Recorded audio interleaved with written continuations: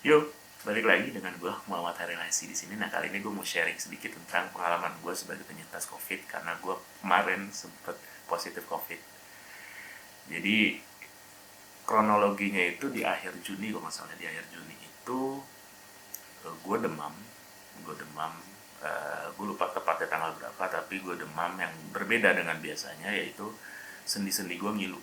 Sendi-sendi gue ngilu, hidung gue tidak bisa mendapatkan suplai udara atau nafas, seperti pilek lah, mampet.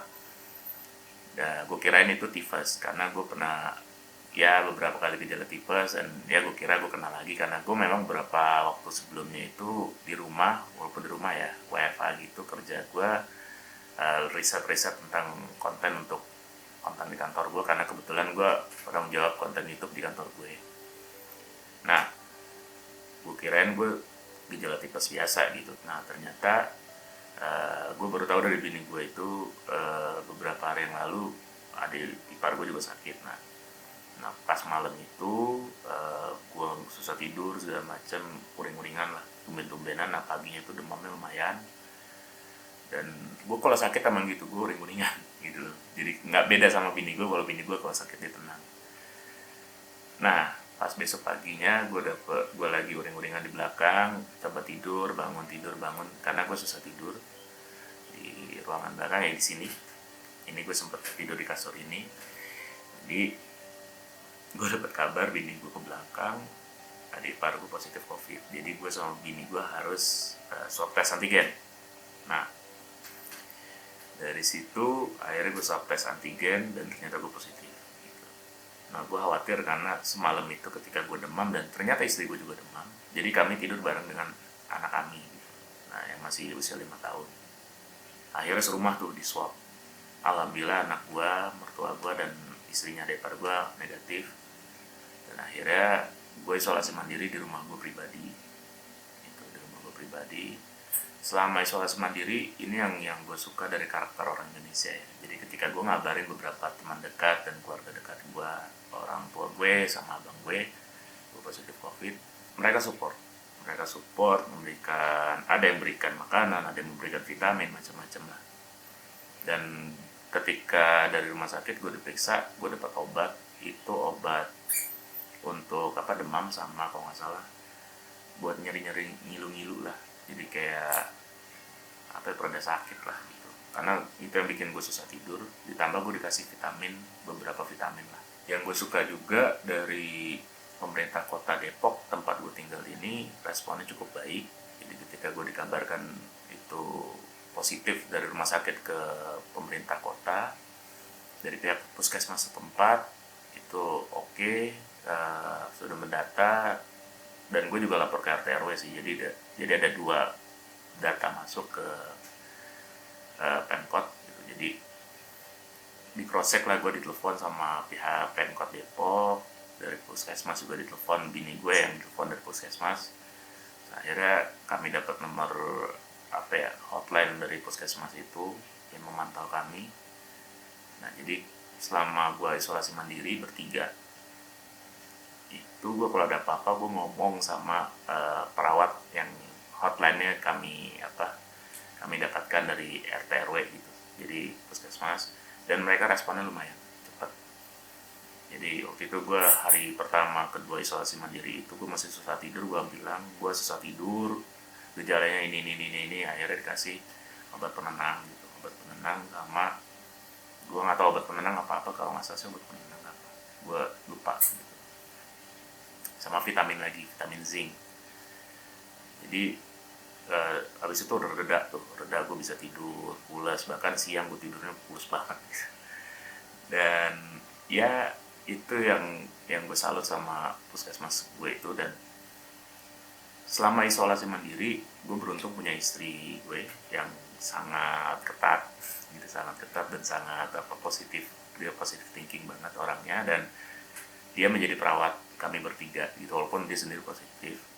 Nah, gue awal-awal itu sakit, yang gue paling gak kuat itu adalah masalah pusing gitu. Pusing sama sini leher gue berat.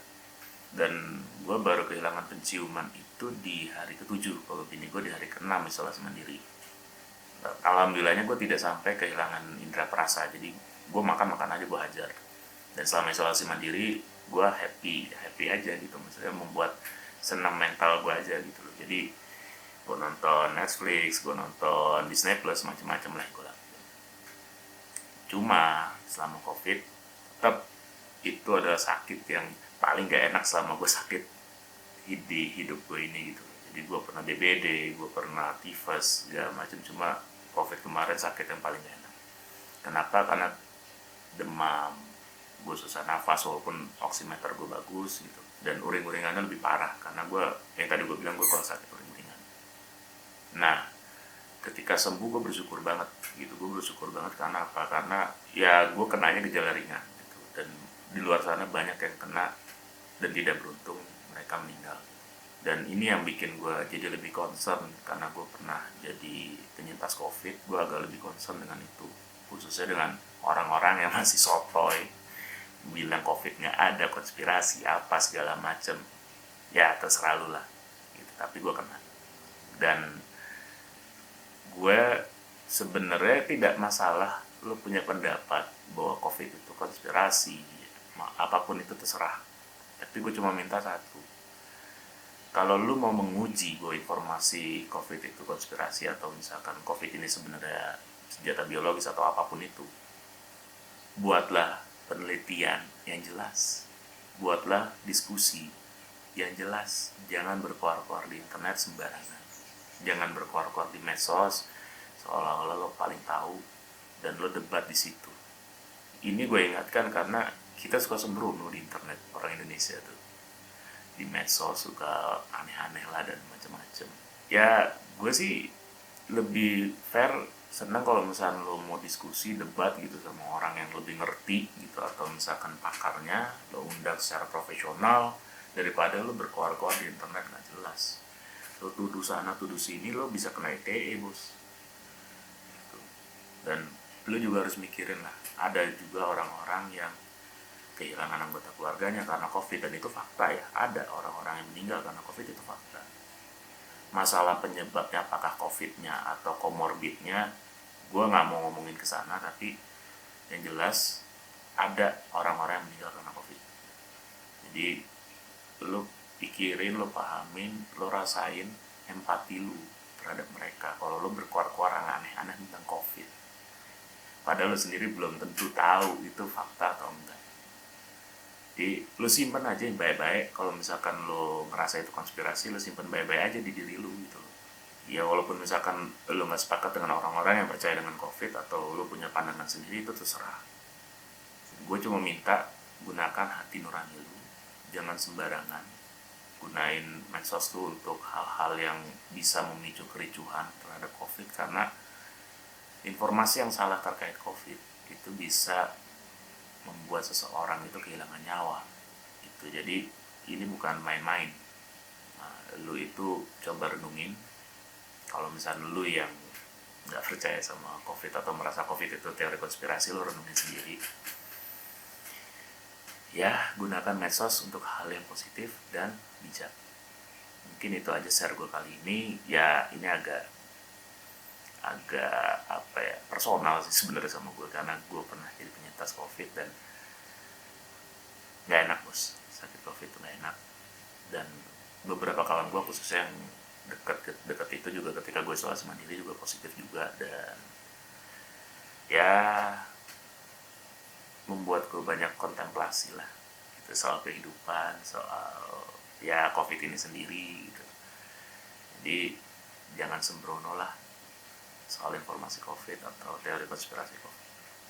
Itu aja. Sampai jumpa di konten gue selanjutnya. Ciao.